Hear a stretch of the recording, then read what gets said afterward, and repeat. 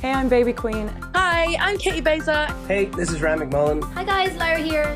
Hey, I'm Jim Koala. Hello, this is Dagny. And you are listening to Lame Heart. And you're listening to Lame Heart. And you're listening to Lame Heart. It's out now. I really hope you enjoy it. So enjoy.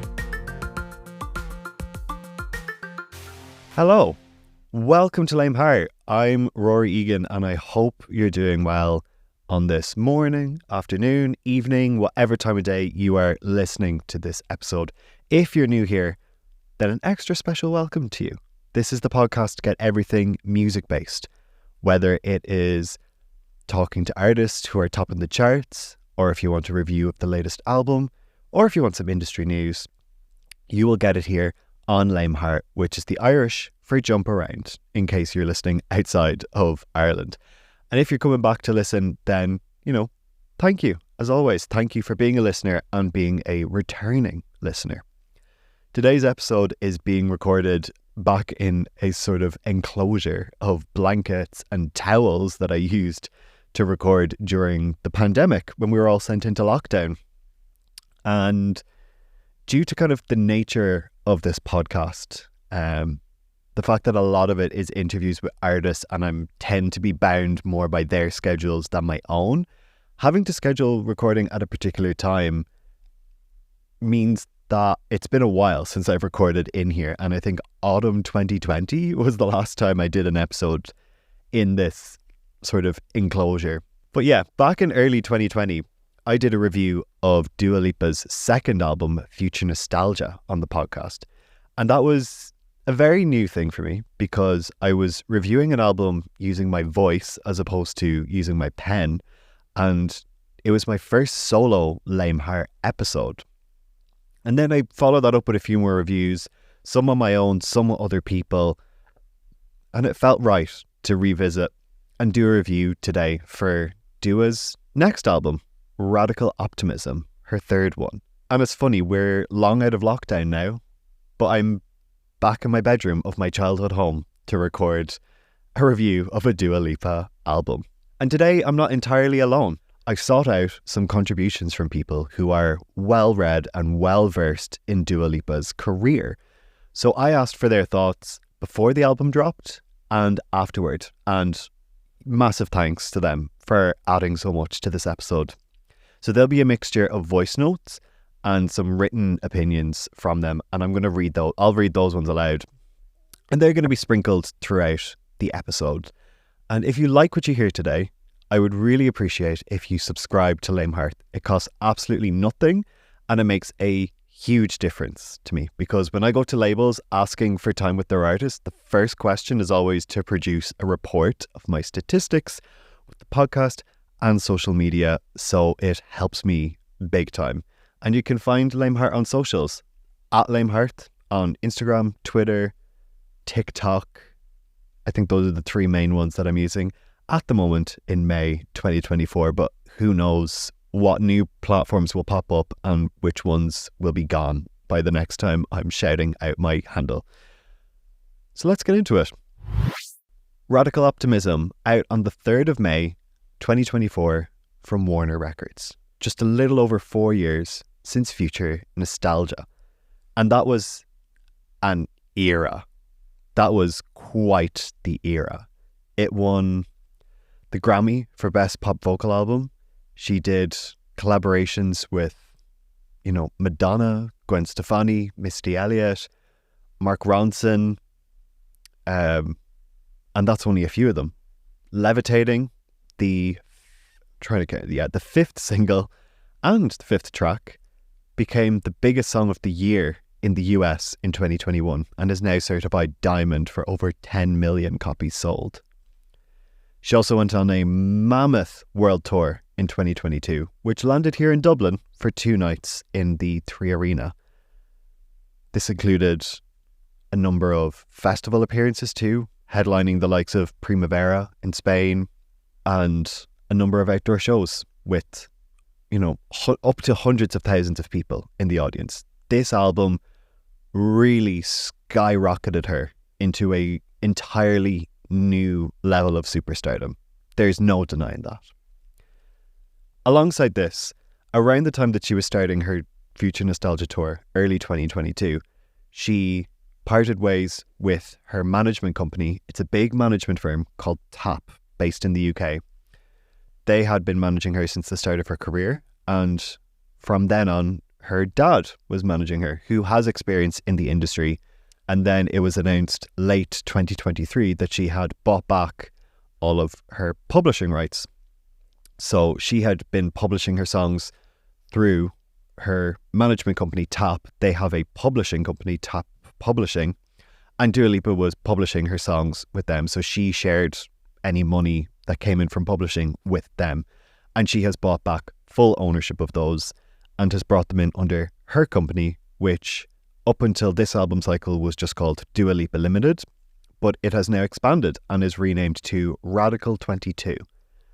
Not only is this a company to manage her publishing, her master recording rights, which, for the record, she has owned since the very start of her career, and that's majorly impressive. It's also expanding into film production. She has produced a documentary on Camden and the music history of it, which should be coming at some point in the future. There's also a live production aspect, which we don't know anything of yet, but I'd imagine her tours. And then something that I find very interesting about Dua Lipa, and has been a part of, we're building our way up to her position within the industry and society at large, when she launched herself into Radical Optimism as an era here. Service 95 is her platform that is curated and is kind of like a lifestyle magazine in a way. She commissions articles from people all over the world to learn about art, culture, living, society, politics, current affairs, sport, a wide range of things. And these are delivered via a weekly newsletter. She also hosts a podcast where she's had a big range of guests from her contemporaries like Billie Eilish and Troye Sivan, all the way up to Tim Cook, the CEO of Apple. She also talks to a lot of activists too to learn about their cause. And alongside this, she also started a book club, so the Service 95 Book Club. What I find really interesting about Service 95 as a brand is that I do, of course, believe her when she says it's something that she's just interested in, that she has always loved writing lists, because she does give kind of travel recommendations on this, but that she used to have a blog and she loves talking about stuff like that. But also, whether this was intentional or not, this positions her entirely differently within the industry, because it's an unfortunate truth that often female pop stars are viewed as less than, and they're often viewed as maybe being less intelligent or less in control. And what Service 95 does is it shows off that Dua Lipa is well-read, has good taste, is sophisticated, and knows what she's talking about, and is in control. She hosts the episodes of the podcast. She reads the books in her book club. And so Service 95 really kind of marks her out as this sort of tastemaker alongside a pop star. And so as much as I don't know whether she's making much money off of Service 95, aside from obviously the fact that it's the podcast element is hosted by the BBC, so they would pay for that, the sort of cultural currency she's getting back from it is kind of her payoff. Last year, 2023, who could forget her huge success with her contribution to the Barbie movie? Dance the Night was the lead single off the soundtrack, became a smash hit, and she also had a cameo in the movie. So, Radical Optimism. She started the era kind of, I don't have an exact date, but late September, early October 2023, when she started to change a lot of covers. She changed the covers on streaming of her songs to have this kaleidoscopic version of the covers, as if you were looking at the cover through a kaleidoscope, and the same with her profile picture on Instagram. And this eventually led to her wiping her Instagram, which she did before she launched into Future Nostalgia, and then debuting a brand new red hair colour, and began to tease the first single, Houdini. The entire album clocks in at 36 minutes and 15 seconds. She first of all had the single Houdini to lead. She then had Training Season as a second single and Illusion as a third single. 3 songs ahead of release. She announced the album title, cover and date at the same time on the 13th of March. And up to then there had been lots of fan theories that it would be called Vertigo, in reference to Alfred Hitchcock, because the sound up to that point between Houdini and Training Season had felt quite dark. She had dyed her hair red as well, and red is kind of the main colour of the Vertigo poster. And she references feeling vertigo in Training Season. So there were more details that they were speculating, but they thought it was going to be very red and that it would be called Vertigo. But it's not. It's a cover of her in what looks like the ocean or a pool with a shark nearby. And she looks happy as Larry. She's grand. And she announced this all via Instagram Live. And I'm going to come into the first contribution from Ruth, who has sent a voice note about it. So far, I am loving her aesthetics. I'm loving her vibes. I have to say that her Instagram Live was my favourite part of this whole thing so far, because we were all absolutely gagged when we were waiting just to see what was happening, the countdown and everything, and just people in the comments saying what's happening, what's going on. I just thought that was such a smart way to announce the album and really kind of a good kind of PR for her team as well, and it's very directed on young people and that demographic. So I just thought that was so smart. And then when the big reveal and she came out at the end, it was just such a fun experience to be a part of as a fan. So that was just something that I really, really loved. Thank you to Ruth for that. So this album cover and title, once they were announced, caused initially a lot of confusion amongst fans about the drastic change in the vibe and the visuals.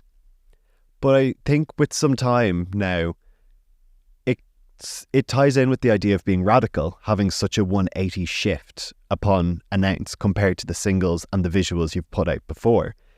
Because she described the first half of the album as being more radical and the second half as being more optimistic.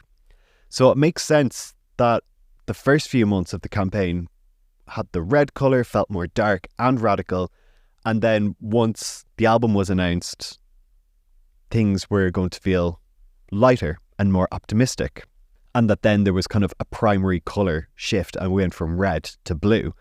It should also be noted that the 2 singles that came out pre-album announce came from the first half, and the 1 single released between album announce and release date came from the second half. So the title, Radical Optimism. She says she got the idea, not the idea, but the name from a friend in 2021 who said the world needs more radical optimism, and that those 2 words really stuck with her.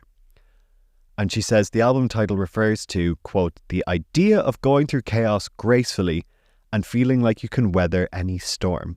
And this ties into the idea of her looking calm and fine in the ocean with a shark nearby. In terms of getting into the composition, lots of this album was written with what she now has been calling her band, with Kevin Parker of Tame Impala fame as the main producer, Caroline Ailin, who is a longtime collaborator of Dua's, who wrote New Rules and Don't Start Now, Danielle Harle, who is a writer and producer on every track, who has written a lot with Caroline Polachek, the PC Music Collective from London, a lot of some Charlie XCX, and the current Ollie Alexander / Years and Years song, Dizzy, along with Tobias Jesso Jr. 4 of them, alongside Dua, 5 people in a band. The vast majority of the album includes either all of these people or a number of these people. And as I mentioned, Danielle Harle is on every track in the credits. We don't at present have any touring news, but we know that she will be headlining the Friday at Glastonbury this year, ahead of some shows throughout the summer, and Royal Albert Hall, a comparatively intimate venue for her, that'll be coming in the autumn. And quick note before we get into the campaign, I should note it's still very fresh, the album, and my opinions are subject to change over time. I'm willing to go back and admit that I was wrong in the future. First single, Houdini. It was teased throughout October after she had cleared her Instagram. She posted a number of very quick snippets, kind of broken apart snippets, like just the bass guitar, just a bit of drum, to give a little but not too much away. And I think she got this balance perfect, because in an era where people are putting 15 seconds of a song, the 15 best seconds of a song on TikTok, and playing it relentlessly for maybe an entire month, I think Dua got the level just right of giving us a taste of what was happening, but without it becoming annoying. And what she then did was she promptly deleted these posts, because that's part of the song's message. You know, it's a song about seeing if a new suitor can win her over, but win her over fast before she escapes quickly. So she was posting, archiving. And the teasing visuals, or like reels, little videos we saw, had a lot of sounds and imagery of locks, which reference Harry Houdini, the famous escape artist. And eventually she announced the single on the 1st of November and released it on the 9th of November, which was particularly special because the 9th of November is my birthday. So I got the lead single, and put quite simply, it is an incredible lead single. I don't even know what else to say. It's just a smash. It's fresh for her. It's new for her. It has so many great hooks. It gets you dancing. So yeah, I was delighted. This came with a physical release, 7-inch vinyl, CD and cassette, and the music video dropped the same day with her showing the new red hair colour, and she was in a dance studio, kind of turning it into a nightclub of sorts. I have a voice note now from Ruth talking about the Houdini video, and we are going to get into the next two singles afterwards, but there's some notes to it in here. I just love the video for Houdini so much. The choreography, the hair, it's like, I felt like it was, you felt like you were there in the studio with her dancing around. I just thought it was such a great video, and like it wasn't overdone. Training season as well, I just thought it was such a cool concept with the kind of revolving chair and camera work and everything. And I just have to say, Dua's choreography is always amazing, and it's just great to see how she has improved over the years with her choreography, and also her live performances recently that we've seen. I love them all. Illusion as well, the whole set and everything was amazing, and great choreography as well there. But I just thought it was a bit over the top compared to the others. I was like, I just thinking back to Houdini, I was comparing it, I was like, that was just so more raw or something. But it's still amazing, but I just preferred Houdini, I have to say, is my favourite one out of the three so far. Thank you to Ruth for that. Although not everything was perfect with Houdini, it came with some criticism from fans over the timing of the release, because she released the song and in the subsequent weeks did a number of American promo appearances, major promo appearances, the biggest TV shows, and those chats were then entirely focused on her song from the Barbie movie. You know, as much as they're not allowed to say it out loud, we all know it was campaigning for an Oscar, which didn't end up happening. And a lot of people felt like it was a wasted opportunity, that she could have gone and promoted her new single. And a lot of fans were making a lot of comparisons to future nostalgia. It was rife throughout the era. And so people felt like Houdini wasn't reaching the peaks that it could have, and partly because they felt as though it was neglected in favour of campaigning for an Oscar for Barbie. But Houdini, now that we've had it for nearly 6 months, it has remained pretty consistent over time in streaming and on radio. If there's one thing Dua's a master of, it's a sleeper hit. And even on the very first night it came out, it took me 2 listens to get into. The first listen was good, but the second listen was when it really kicked in. Training Season, the second single, released on the 15th of February. She had announced this about 3 weeks in advance, which a lot of fans felt like was too long a wait, to which, to To be honest, I would just answer back with grow some patience. But she teased it with a Grammy performance and she also performed it at the BRIT Awards. I like Training Season. It's more experimental, not only compared to her previous albums, the contents of those, but also compared to Houdini. As much as Houdini felt new and experimental for her, it was still a bit more along the middle of the road line than Training Season.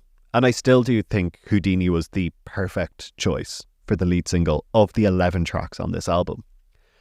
Training Season, once again, sleeper hit. It got, it took me a few listens before I got into it. And then once it grabs you, it barely lets go. Like Houdini, Training Season peaked at number 2 on the UK singles charts. And I'm going to presume that this is due to also having a physical release like Houdini. And when we move into now Illusion, the third single, which came on the 11th of April, that peaked at number 9 and had no physical release. The physical releases have a big impact on the charts, which is often why in the first week of an album being released, you will always see artists pushing their physical stock or say an iTunes download, because it takes so many streams to contribute to the charts in the same way that just going and buying an album does. Illusion was the third single, as I mentioned, and it was written on the 11th of July, 2022. It was the first song to be written with what she calls the band. And she also said that it was the first song that she felt like everything was working, and it was like a eureka moment that ended up dictating the rest of the album. And she has said this about Levitating on her prior album, Future Nostalgia. She says that in the writing sessions, Illusion was written with the band on their first day together. You're walking into a room with 4 other people, you don't know what to expect. And they wrote Illusion. On the second day, they wrote the album closer, Happy For You. And on the third day, if I'm not wrong, they wrote What You Doing. And so they had planned a week out, and the fact that they had that after 3 days was when she realised she wanted to stick with this team.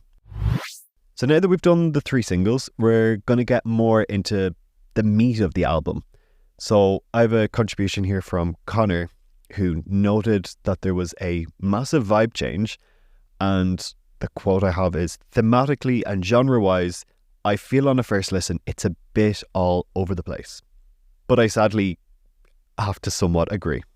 It's a bit all over the place, and I found a number of the songs quite difficult to remember.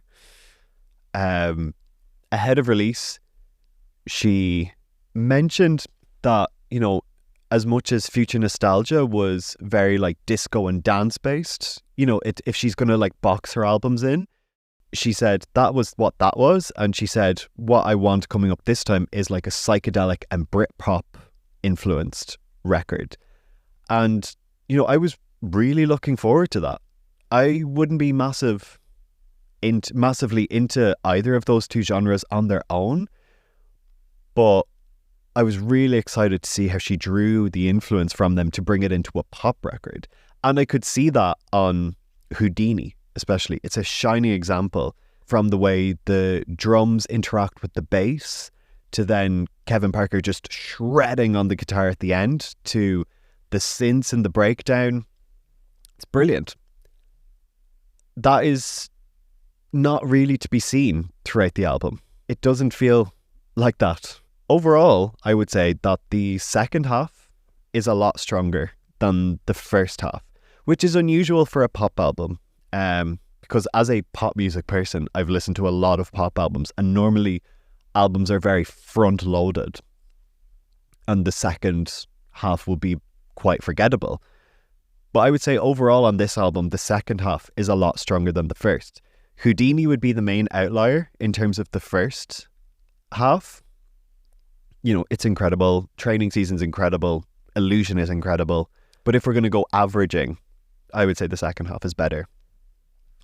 Both Illusion and Houdini, as singles being released ahead of the album, implied a lot more dancing moments than what was delivered.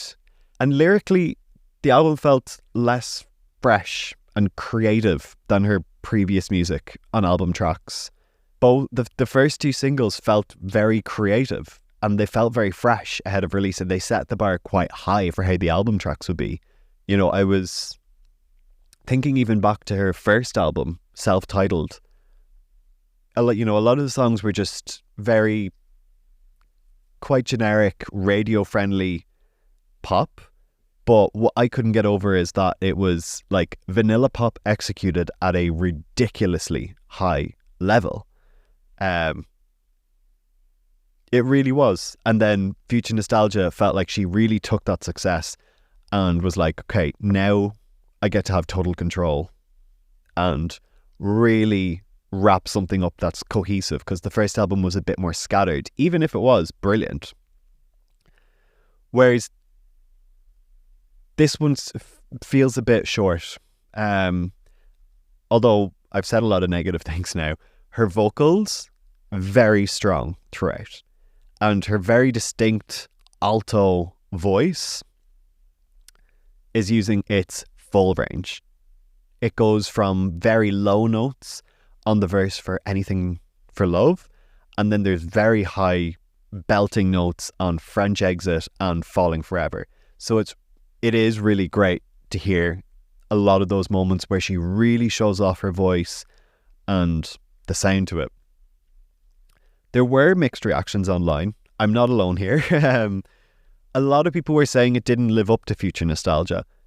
But many others were noting her growth as an artist and that the music has matured both in quality and in message.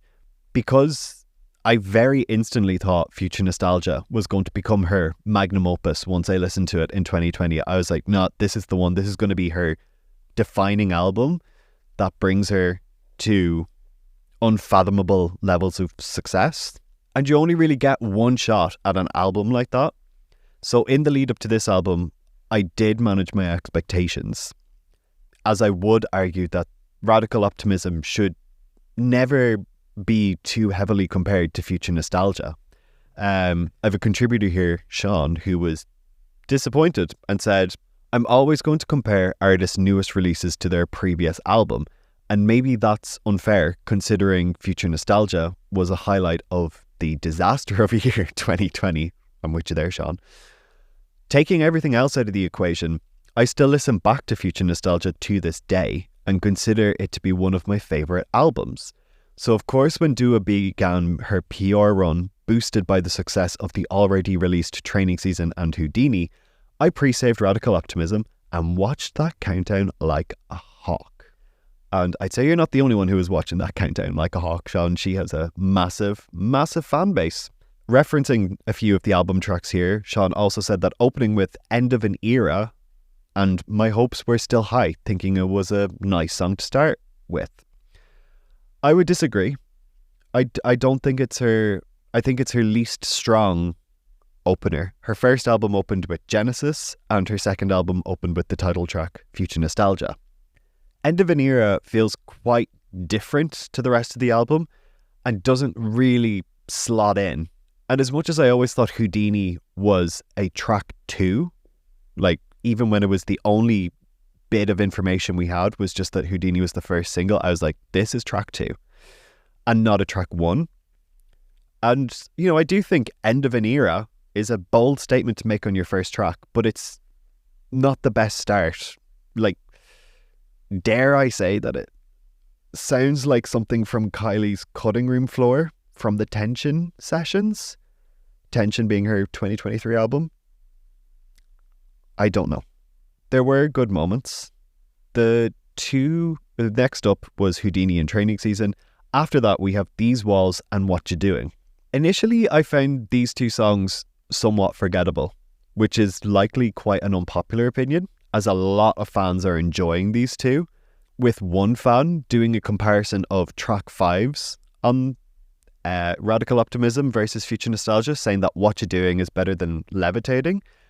I would still disagree with that, but these have grown on me a bit as I've given them more listens, especially What You Doing, because These Walls, a lot of people are noting that it's one of the better lyrical songs, and when I kind of shifted my mind a bit and did think of the lyrics a bit more, it does hit home. It's facing sad reality. From a more analytical mindset, I would say that these walls, as a pairing of words, as a couplet, it's repeated by backing vocals in the chorus, and those two words are sadly just not that sticky, and they don't hook the listener like in Future Nostalgia, the title track, where there's a robotic future nostalgia in between lines. But What You Doing is doing pretty good with me. So, moving on, I really liked Falling Forever as well, because there are just incredible vocals. I love the galloping sound of these big drum fills.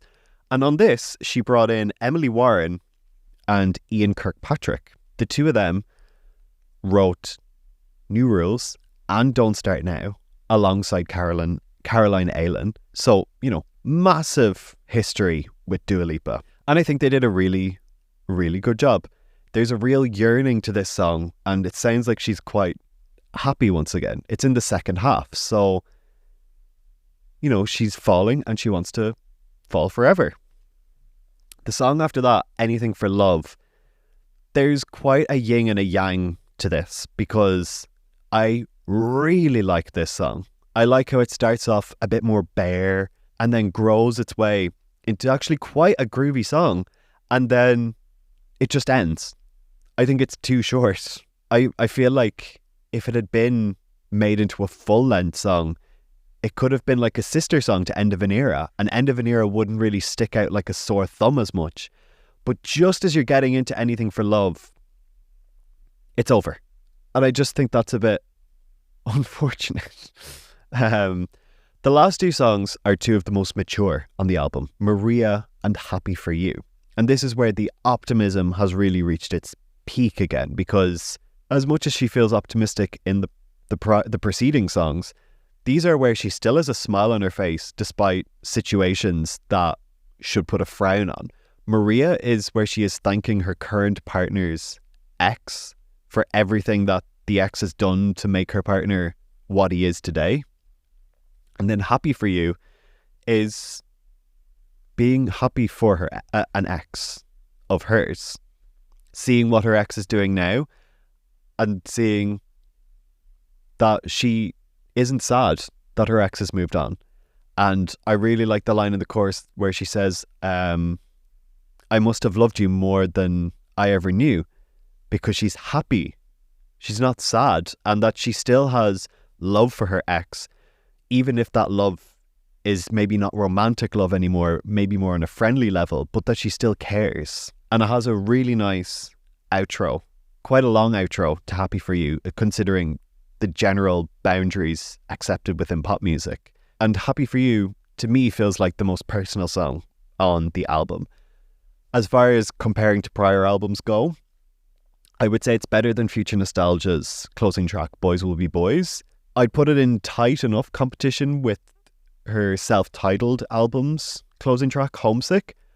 I would still say Homesick has an edge on Happy For You, but it's still a good song. In terms of more closing thoughts, I feel like she had good intentions. I always saw her as someone who has a good eye, and I feel like she has solidified that with the wider population with things like Service 95.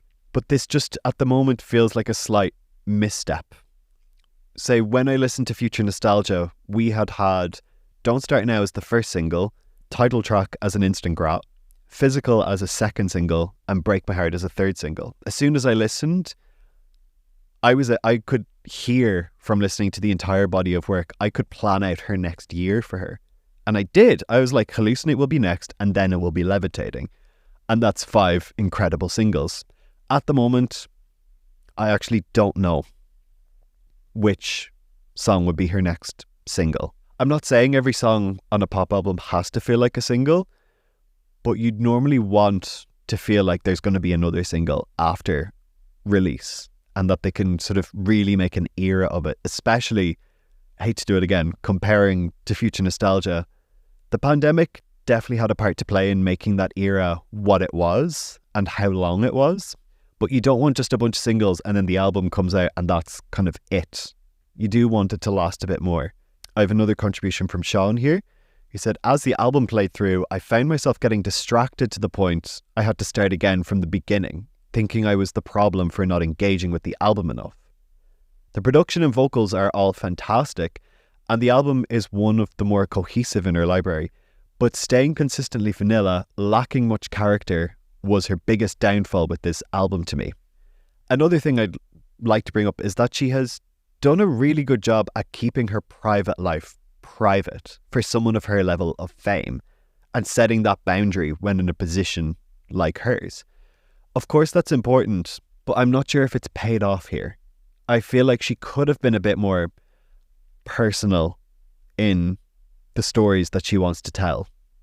Introduce some new imagery, some new metaphors. She doesn't have to go to like the Taylor Swift level of putting loads of Easter eggs in, because every artist is different. Taylor Swift does the Easter egg thing, does it brilliantly. Maybe that's not right for Dua, but I think she probably needs to start being a bit more specific, as a lot of things, kind of referring to what Sean said there, felt a bit general. I was also asked by Connor, another contributor, will this be her solar power?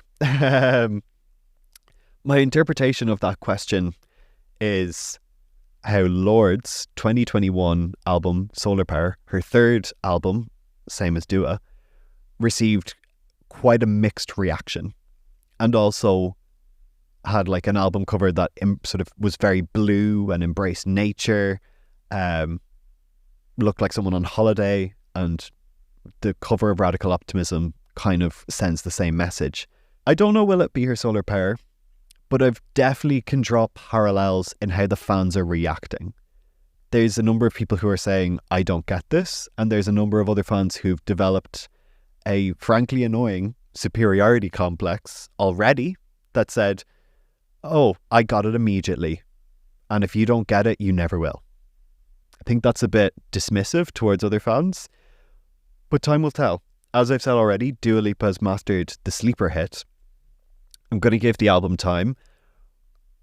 I would probably place, a grade-wise, somewhere in the kind of mid-60s, let's say 65 for simplicity's sake, which is sadly down from Future Nostalgia's 90%. But I'm going to be patient. I've believed in Dua for a long time, and I don't plan on stopping now. So I'd like to say thank you to my contributors, Ruth, Sean and Connor, for what they have added to this review. Thank you for listening. And if you enjoyed this review, please subscribe to Lame Heart, leave a nice review, and I'll see you next time. Have a lovely day.